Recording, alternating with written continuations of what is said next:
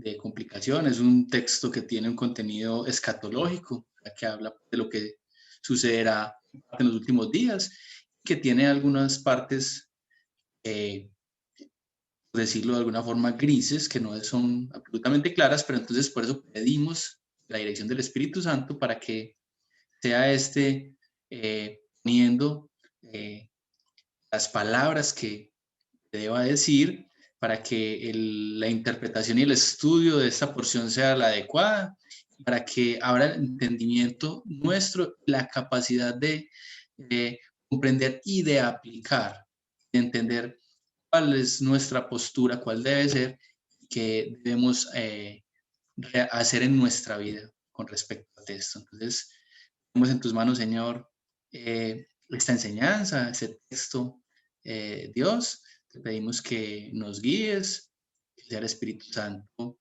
Señor, en cada uno de los aquí presentes. Te damos gracias, Señor. Y bueno, hermanos, los invito a que vayamos al texto, a Segunda de Tesalonicenses, capítulo 2. Segunda de Tesalonicenses, capítulo 2. Vamos a leer desde el versículo 1 hasta el versículo 12. Entonces, en favor de ustedes, voy a leer. Dice la palabra de Dios. Pero con respecto a la venida de nuestro Señor Jesucristo y nuestra reunión con Él, os rogamos, hermanos, que no os dejéis mover fácilmente de vuestro modo de pensar, ni os conturbéis, ni por espíritu, ni por palabra, ni por carta como si fuera nuestra, en el sentido de que el día del Señor está cerca. Nadie os engañe en ninguna manera, porque no vendrá sin que antes venga la apostasía y se manifieste el hombre de pecado, el hijo de perdición, el cual se opone y se levanta contra todo lo que se llama Dios o es objeto de culto, tanto que se sienta en el templo de Dios como Dios, haciéndose pasar por Dios.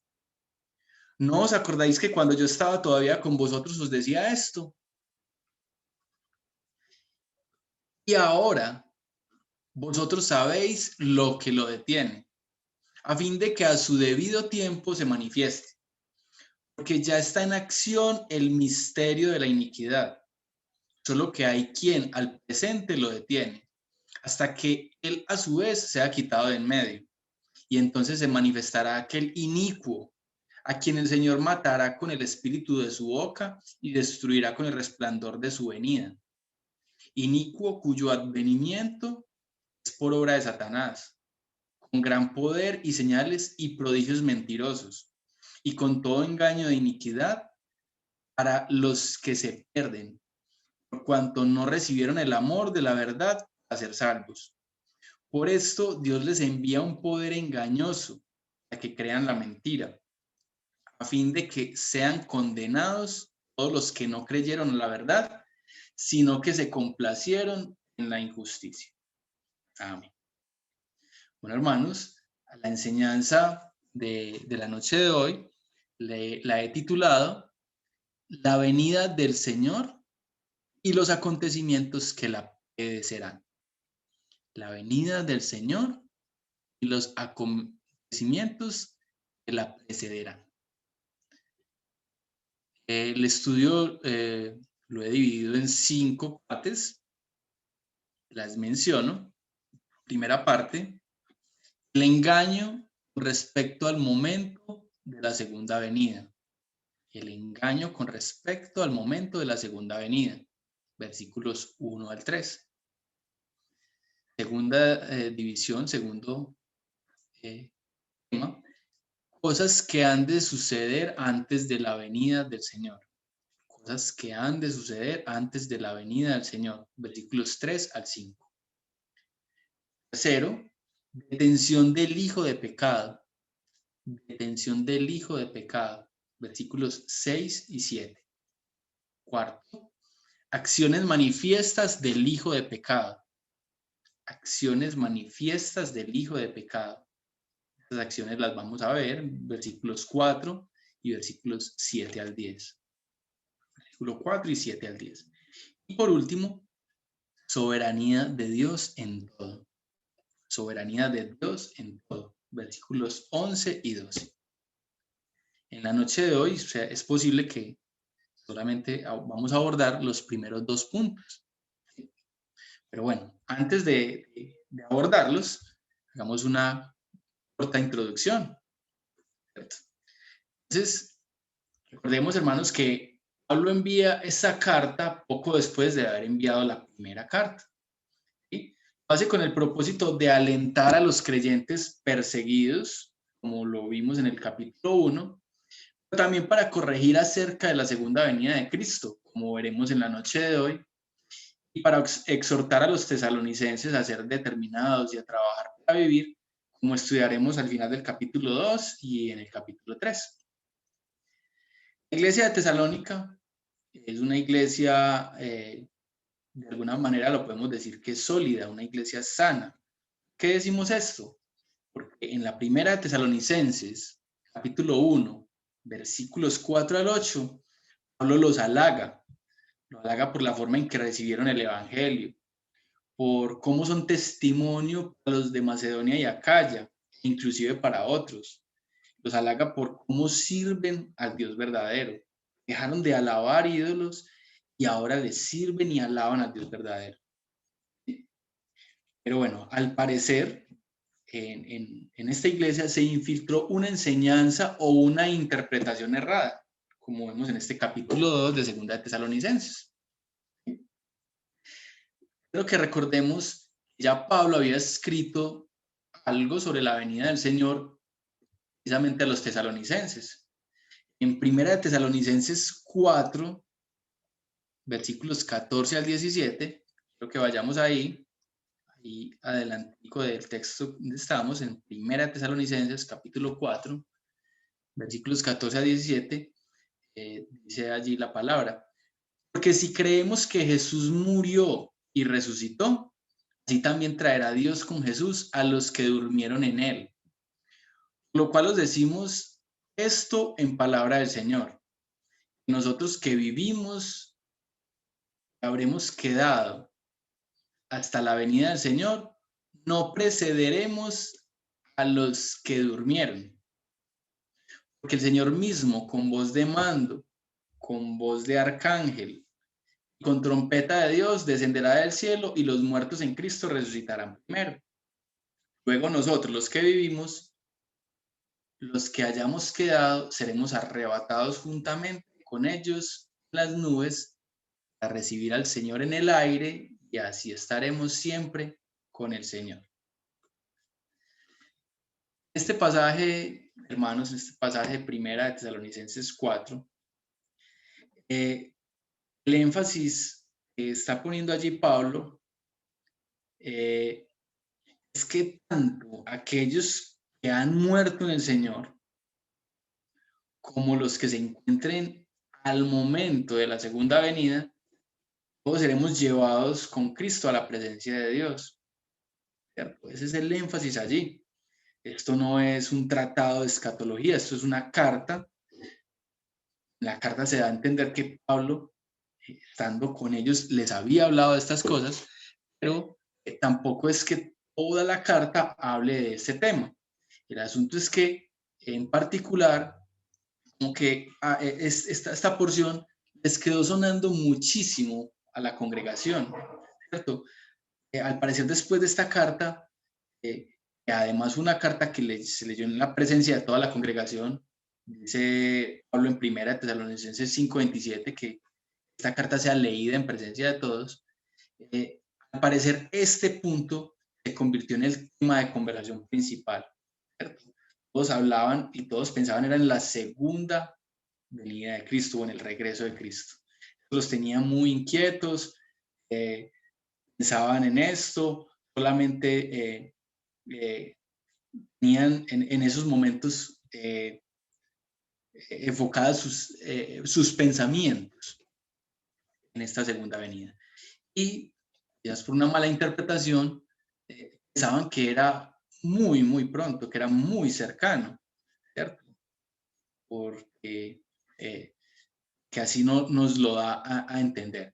Entonces, dado este preámbulo, dado esta introducción, creo que pasemos al primer punto, que es el engaño respecto al momento de la segunda venida. Entonces, ahí en nuestro texto, vamos a leer nuevamente los versículos 1 al 3. ¿Cierto? Dice, pero con respecto a la venida de nuestro Señor Jesucristo y nuestra reunión con Él, os rogamos, hermanos, que no os dejéis mover fácilmente de vuestro modo de pensar, ni os conturbéis, ni por espíritu, ni por palabra, ni por carta como si fuera nuestra, en el sentido de que en el día del Señor está cerca. Nadie os engañe en ninguna manera, porque no vendrá sin que antes venga la apostasía y se manifieste el hombre de pecado, el hijo de perdición. Entonces, a la iglesia de Tesalónica, hermanos, llega una falsa enseñanza o una falsa idea, ¿cierto?, de que Cristo ya había venido por segunda vez. Ya Cristo había venido por segunda vez. Esto confundía pues mentalmente a muchos, porque si es así, si ya Cristo regresó, pues ¿por qué no habían sucedido las cosas que habían anunciado los apóstoles? ¿Cierto? Y si ya habíamos hablado que era una iglesia sana, que había acariciado la verdad, había acariciado el evangelio, uno dice, ¿y cómo es que sucede esto? ¿Cómo es que ellos creen ese tipo de cosas? ¿Cierto? Entonces hay hipótesis, ¿sí? Se cree que después de la predicación de Pablo, perdón, de la carta de Pablo, algunos empezaron a interpretarla, ¿cierto? O quizás resultó alguien que dijera que le había sido revelado algo en la carta de Pablo, o alguien dio a entender lo que para él significaba. Ahí, ahí no hay claridad. El asunto es que llega esta falsa enseñanza, llega esta hipótesis y la iglesia está confundida, ¿cierto? Y nosotros podremos decir, bueno, como una iglesia sólida o como una iglesia sana se puede confundir tan fácilmente. Hermanos, ahí tenemos que pensar que de dónde proviene la confusión, de dónde proviene la herejía, de quién proviene la herejía. Hermanos, nuestro adversario Satanás es experto en ello. Lo hizo desde el principio de la humanidad con Adán y Eva. ¿Cierto? Es su naturaleza, lo hace frecuentemente. Es capaz de confundirnos. No estamos exentos de serlo. ¿Cierto? Porque tenemos cada vez más conocer, acercarnos a la verdad. ¿Cierto? Miremos, por ejemplo, 2 Corintios 11, versículos 3 y 4. ¿Cierto? A pensar en esto, en por qué podría confundirse uno, podría confundirse la iglesia.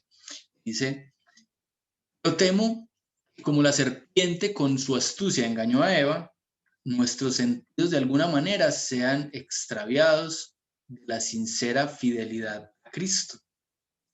Porque si viene alguno predicando a otro Jesús, el que os hemos predicado, si recibís otro espíritu, el que habéis recibido, u otro evangelio que el que habéis aceptado, bien lo toleráis. Hermanos, todos somos propensos, ¿cierto?, al engaño. Todos somos propensos a la confusión. Entonces, Pablo vio que había una confusión en la iglesia e inmediatamente actúa en esta segunda carta aclarando el asunto. Además, hermanos, tenemos que ser conscientes de que pues, Pablo no había sucedido, no había pasado mucho tiempo de que Pablo estuvo con ellos hasta que Pablo les envía la primera carta. Y tampoco transcurrió mucho tiempo entre la primera y la segunda carta. Se cree que fueron meses. Entonces, la iglesia tesalónica, una iglesia sana, pero una iglesia joven, ¿cierto? Y sabemos que la madurez espiritual no es algo que se adquiere de la noche a la mañana. Hay un proceso, ¿cierto? El caso es que todos, hermanos, todos podemos ser engañados, no somos inmunes. Por ello debemos esforzarnos en el conocimiento de la Escritura. ¿Sí? Además, hermanos, ejemplos de supuestas profecías de segunda venida de Cristo, hay muchos ejemplos, muchísimos. Les quiero citar algunos, les quiero, por ejemplo, mencionar, en el siglo XIX tuvo un movimiento llamado movimiento millerista, pues, recibía el nombre en honor a William Miller, quien además era un pastor proveniente de una iglesia bautista, que concluyó según interpretación bíblica que la segunda venida de Cristo, de acuerdo a la interpretación de libros de Daniel, de Apocalipsis, etcétera, la segunda venida de Cristo era entre 1843 y 1844. Incluso se atrevió pues, como a dar una fecha. Posteriormente, al ver que Cristo no llegó a la fecha por allá para el 1868, luego para el 73, en fin, esto nunca se dio, obviamente, y el hecho fue conocido como el Gran Chasco. ¿Sí? Los precursores de la iglesia adventista, el séptimo día, de hecho, interpretaron esto de otra forma. Dijeron que además, pues que esa fecha sí fue importante y que sí se dio algo, y el acontecimiento fue que Jesucristo pasó del lugar santo, ¿cierto?, al lugar santísimo, y que al pasar de este lugar empezó a juzgar a los cristianos de todos los tiempos, y que cuando se concluya este juicio va a volver a la tierra y va a ser su segunda venida. Entonces, miren esta supuesta profecía del advenimiento de Cristo nuevamente. Hermano, recientemente en Barranquilla, una secta anunció que este 28 de enero pasado era el día del juicio final, ¿cierto? Y hubo gente que al parecer vendió sus cosas, renunció a sus empleos y estaba esperando esta segunda venida. Es curioso porque esta congregación en Barranquilla, esta denominación tenía el nombre esta denominación tenía el nombre de Congregación Evangélica Berea. Y sabemos, hermanos, que caracterizaba a los hermanos de Berea en el Antiguo Testamento, ¿cierto? En la palabra de Dios, en la Biblia, encontramos que a los de Berea se les exaltaba porque tenían la costumbre de revisar todo lo que les predicaban de Dios con la Biblia. Eso es lo que nosotros tenemos que hacer, ¿cierto? Debemos conocer la verdad y creer en la verdad. Entonces, este tipo pues, de profecías son comunes, se han presentado acá me escapa el nombre de este país que queda al lado de Venezuela. En Guyana hubo un acontecimiento hace unos años grande, donde una cantidad de suicidio, un suicidio colectivo, un pastor que también predicaba al final de los tiempos. En Estados Unidos ocurrió lo mismo con una iglesia hace años. Bueno, ha ocurrido mucho. El asunto es que somos propensos, pero Dios mismo nos da la herramienta para que evitemos esa confusión, para que no nos dejemos convencer de estas supuestas poesías, de este supuesto conocimiento, ¿cierto? Porque la palabra es muy clara en decirnos que no se sabe el día ni la hora, y hay unos textos que nos van a pensar demasiado, ¿cierto? Como que para Dios un día es como un año, ¿cierto? Etcétera. Entonces tenemos que ser muy responsables a la hora de estudiar la palabra. Bueno, en el versículo 2, de nuestro texto de estudio, dice que no os dejéis mover fácilmente de vuestro modo de pensar, ni os conturbéis ni por espíritu, ni por palabra, ni por carta como si fuera nuestra, en el sentido de que el día del Señor está cerca. Hermanos, conturbar es inquietar, alterar, perturbar. No se dejen inquietar, no se dejen perturbar, ¿cierto? Ni por espíritu, ni por palabra, ni por carta como si fuera nuestra. Aquí, hermanos, se nota o se deja entrever que Pablo no tiene pues, de pronto la certeza de cómo llegó esta falsa enseñanza, o si lo tiene, sospecha, ¿cierto? Y él quiere de todas maneras pues decirles, hombre, de ninguna forma, por ningún medio, se dejen convencer, se dejen mover en su forma de pensar esto, ¿cierto? No se dejen convencer ni por revelación de un supuesto espíritu, cosa que sucede hoy en día en algunas iglesias, ¿cierto? El Señor me reveló para ti tal cosa. No, no. Sí, ni por palabra de alguien, ¿cierto? Ni por palabra, ni por carta como si fuera nuestra. Si de pronto alguien les dijo que de parte de Pablo había sucedido esto o había llegado la segunda venida. Entonces él allí les aclara, les dice, por ningún eh, medio se dejen mover de lo que él les ha enseñado, de lo que en la palabra está contenido. Hay un hecho muy curioso y es que al final de la carta, Pablo, al final de la segunda carta a los tesalonicenses, Pablo les aclara que él firma sus cartas, que, como para evitar que los suplanten. Ahí al final, miren en el capítulo 3, los últimos 3 versículos, el capítulo 3 de segunda de Tesalonicenses dice, el mismo Señor de paz os dé siempre paz en toda manera. El Señor sea con todos vosotros. La salutación es de mi propia mano, de Pablo. Es el signo en toda carta mía. Así escribo. La gracia de nuestro Señor Jesucristo sea con todos vosotros. Amén. A que Pablo pues les dice, hombre, si de pronto es que alguien les está haciendo pasar cartas o les está leyendo estas cartas en nombre nuestro, ¿cierto? El caso es que Pablo pues les dice, no os dejéis mover fácilmente de vuestro modo de pensar.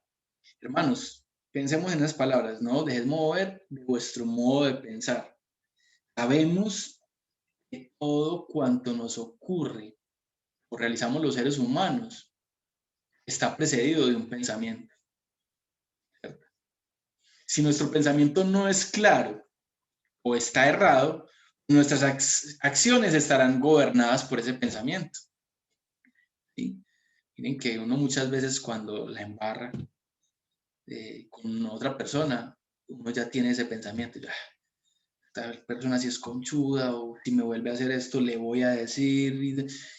Ya uno tiene esa decisión, ya uno en su mente aprobó o determinó ciertas cosas. Entonces, si nuestra mente, si nuestro pensamiento está errado, pues las acciones que emprendamos van a estar erradas y van a estar no conforme a la voluntad. Entonces, no os dejéis mover por ninguna de estas cosas, por ninguno de estos motivos, ¿cierto? Pero, ¿por qué Pablo les dice que no se dejen confundir? ¿Cierto? La venida del Señor aún no se ha dado. ¿Cómo les dice él que o por qué no se ha dado la segunda venida? Ahí es donde vamos a pasar a nuestro punto número 2. ¿Sí? Vamos a pasar a nuestro punto número 2. Cosas que han de suceder antes de la venida del Señor. Cosas que han de suceder antes de la venida del Señor. Y hay dos cosas, hermanos, que podemos determinar. Quizás en otros textos escatológicos se mencionan más, ¿cierto? O se amplíen estas. Pero acá el texto es muy claro en decirnos, antes de la venida del Señor va a haber apostasía, y habla desde la apostasía, ¿sí? De la gran apostasía o de la apostasía, y habla de la manifestación del hombre de pecado. Veamos nuevamente los versículos 3 al 5. Dice, nadie os engañe en ninguna manera, porque no vendrá sin que antes venga la apostasía y se manifieste el hombre de pecado, el hijo de perdición, el cual se opone y se levanta contra todo lo que se llama Dios o es objeto de culto, también que se sienta, tanto que se sienta en el templo de Dios como Dios, haciéndose pasar por Dios. ¿No os acordáis que cuando yo estaba todavía con vosotros os decía esto? Hermano, apostasía. ¿Qué es apostasía? Buscando en el diccionario, pues apostasía nos dice, es renuncia que hace una persona de sus creencias, ya sean religiosas o políticas. Básicamente es abandono de su religión o de la religión a la que pertenecía. Podemos resumirlo, hermanos, o en nuestras palabras, apostasía es apartarse de la fe, rechazar la fe. Si miramos en todos los siglos han habido apostasías o han habido apóstatas, ¿cierto? Personas que creían o estaban en la fe, estaban en la iglesia y se han apartado de la fe, se han apartado de Cristo. En el mismo tiempo de Cristo los hubo quienes estuvieron con él, se apartaron de él, ¿cierto? Entonces, en todos los siglos los ha habido y han creado nuevos movimientos, ¿sí? Han habido personas naciendo o teniendo sus principios en el cristianismo, han convertido o han transformado su manera de pensar, han creado su propia fe y han tomado otros caminos, ¿cierto? Bueno, pero la cita es clara en decir que Cristo no va a regresar hasta que antes venga la apostasía y se manifieste el hombre de pecado. Algunos textos de los apóstoles, ¿cierto? Nos pueden profundizar un poco más acerca de esto, de cómo van a ser los días postreros, ¿cierto? Y también algo acerca de la apostasía. Los invito, hermanos, a que vayamos a la segunda de Timoteo, segunda carta de Timoteo, y miremos el capítulo 3, los primeros 5 versículos. Segunda de Timoteo 3, versículos 1 al 5.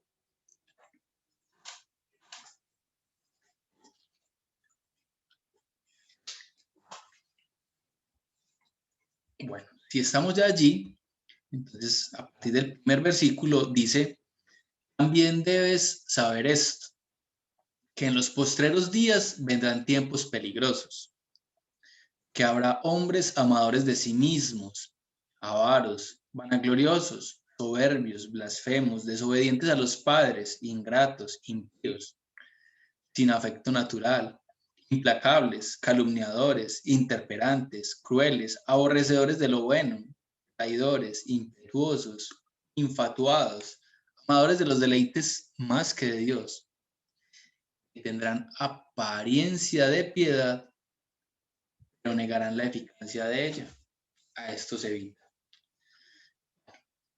Miren ahí, hermanos, pues, ¿será que en nuestros tiempos no vemos personas, hombres amadores de sí mismos, o avaros, o soberbios, o blasfemos, o desobedientes, esos hombres los vemos hoy? Los hemos visto en los años anteriores, los seguiremos viendo. Entonces, el final, los tiempos, el día del juicio final, la segunda venida de Cristo, podría ser en cualquier momento. Se está fraguando, ¿cierto? Cada vez vemos más estas cosas. Aquí quiero hacer énfasis en el versículo 5, es que estos hombres tendrán apariencia de piedad, pero negarán la eficacia de ella. Ahí estamos hablando de personas que apóstatas, ¿cierto?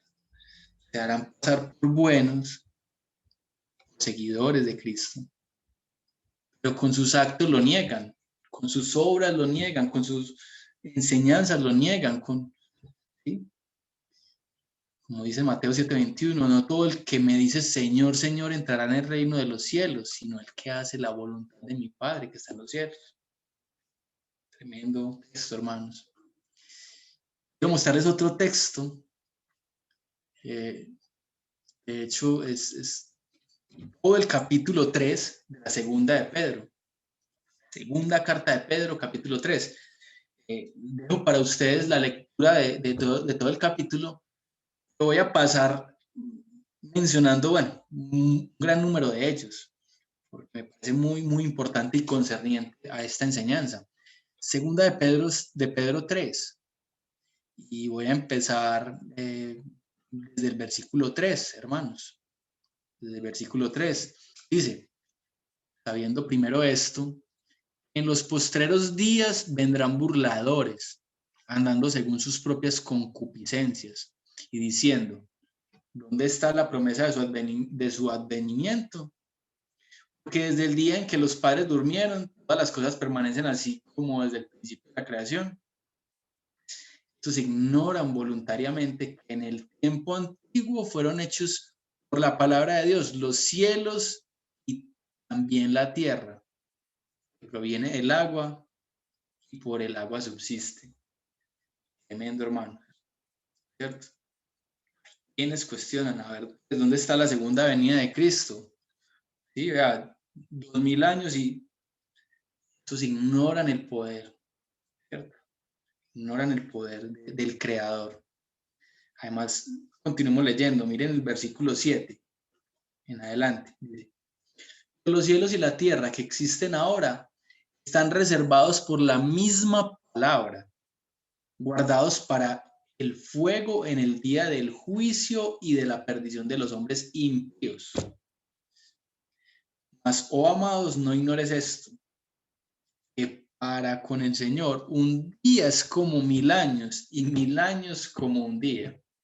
El Señor no retarda su promesa, según algunos la tienen por tardanza, sino que es paciente para con nosotros, no queriendo que ninguno perezca, sino que todos procedan al arrepentimiento. Hermanos, Dios tiene el control de todo. Dios tiene un propósito con todo. No es en el día en que nosotros queramos, o que cualquier humano diga, no, es en el día del Señor, en el día que Él lo tiene establecido. Dios no improvisa.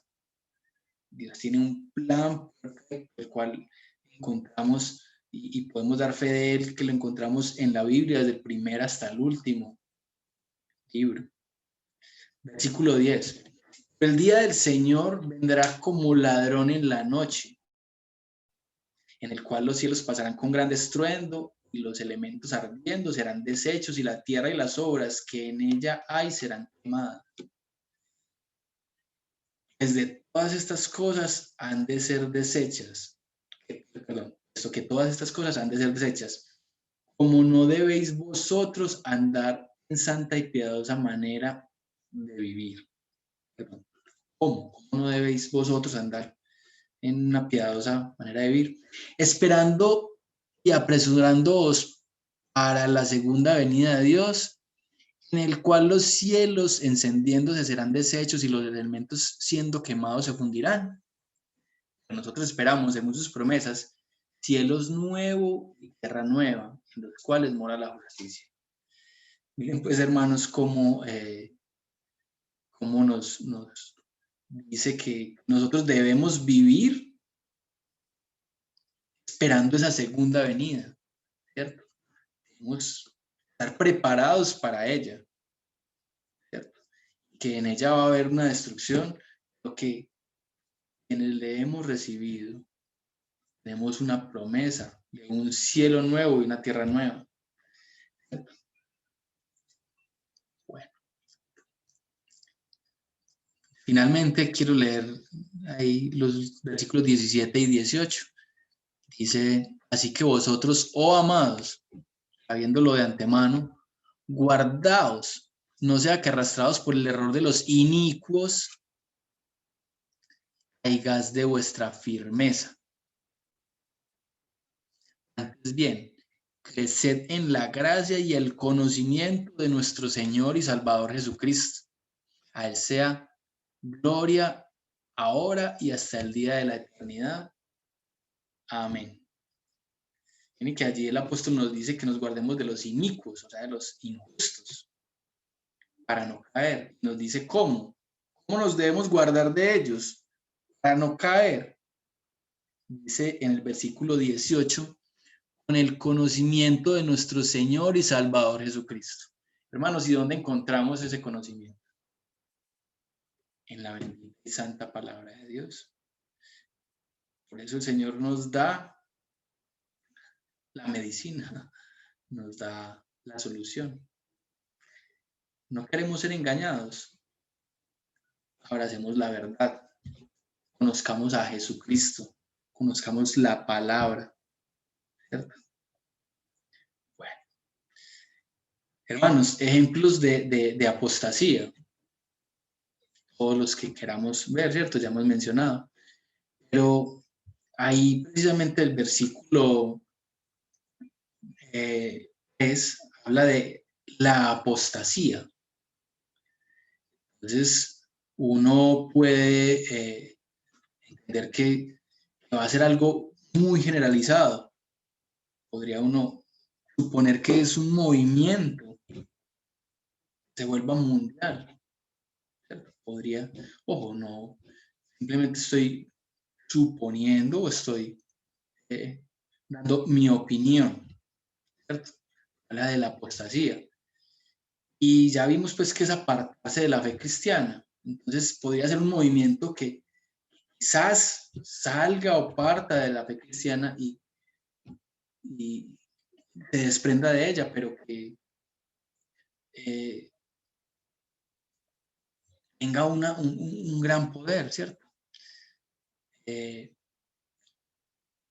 Podríamos hablar de que en la actualidad hay apostasías, hay grandes apostasías.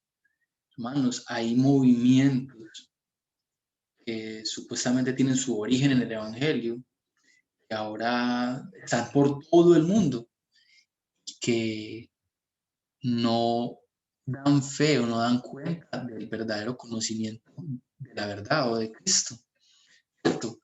Ahí en estos momentos, movimientos evangélicos de superfe, de prosperidad, tienen representación en todo el mundo y está encabezado por personas que se están volviendo millonarias de cuenta de la fe, de que están dedicando a un Dios que solamente nos quiere y nos tiene para bendición. Eso puede ser o es una apostasía. Hermanos, grandes denominaciones hoy en día, por ejemplo, están adoptando o están amparando la libertad sexual, ¿cierto? Están entrando en una redefinición de sexualidad, ¿cierto? Hay grandes iglesias ya que han aceptado el movimiento LGTBI en sus iglesias. Y no es para entrar en conflicto o juzgar, porque no somos quien, sabemos que esto no va conforme a la palabra de Dios. ¿Sí? Entonces, grandes apostasías estamos viviendo y se podrían estar dando los acontecimientos que se están anunciando. Podría llegar otra aún mayor, que albergue aún más denominaciones. No sé. ¿Cierto? El caso es que nos dice Pablo que la segunda venida del Señor va a estar precedida de la apostasía. Y también va a estar precedida de qué otra cosa, hermanos. De ahí, al final del capítulo, del versículo 3 nos dice, el hombre de pecado, del hombre de pecado. El hombre de pecado, hijo de perdición, leyendo ahí al final del versículo 3, el cual se opone y se levanta contra todo lo que se llama Dios o es objeto de culto, tanto que se sienta en el templo de Dios como Dios, haciéndose pasar por Dios. Hermanos, el hombre de pecado, inicuo, le mencionan allí. Juan en algún pasaje le menciona como el anticristo. En algunas interpretaciones o en algunas traducciones bíblicas dicen aquel que trae la anarquía y la destrucción. En fin, se está refiriendo a alguien que no se somete a ninguna autoridad y se va a exaltar o se exalta por encima de Dios. Esa sería la segunda señal que Pablo menciona como un evento previo a la venida del Señor. Historiadores, eruditos, académicos han tratado de pensar o de mirar quién podría ser este hombre. Se mencionan algunos, pero estos personajes están encasillados en tiempos anteriores a Cristo o apenas posteriores a él. Algunos mencionan a Calígula, a Nerón, a Pompeyo, a Antíoco IV, que se sentó en el templo, ¿cierto? Hizo un sacrificio y, y pedía que se le adorase. Pero definitivamente Pablo nos muestra que esto es un evento futuro, es algo que va a suceder. ¿Sí? Hermanos, una posibilidad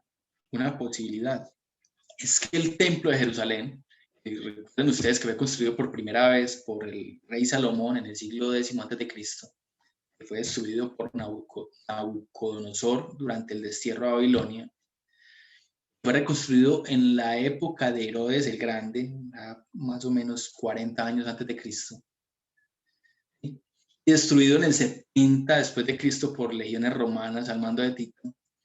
Ese templo en el cual en la actualidad podemos identificarlo porque es donde está el lugar que conocemos como el Muro de las Lamentaciones. Existe la posibilidad, y siempre los judíos se lo han planteado, que ese templo sea reconstruido. Entonces, hay una posibilidad de que posteriormente en ese templo llegue el anticristo, este maligno, este hombre. En caso de que este hombre llegue, dice ahí la palabra que reclamará toda la adoración para él. ¿Cierto? No, inclusive, no solamente los cristianos, porque dice toda la adoración para él, todo lo que merezca culto. Incluso se va a hacer pasar por Dios, como dice el versículo 4, y cuya venida será por obra de Satanás. ¿Sí? Y hará prodigios y señales de poder, como veremos en la próxima sección. ¿Cierto? Estará en la tierra por un periodo determinado y precede a la venida de Cristo. ¿Sí?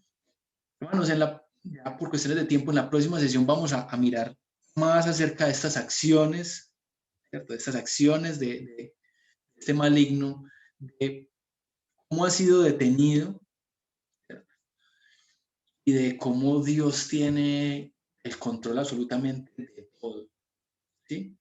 Pero para finalizar la sesión de hoy, hermanos, quiero tocar ya, finalizar un aspecto muy importante y es el engaño.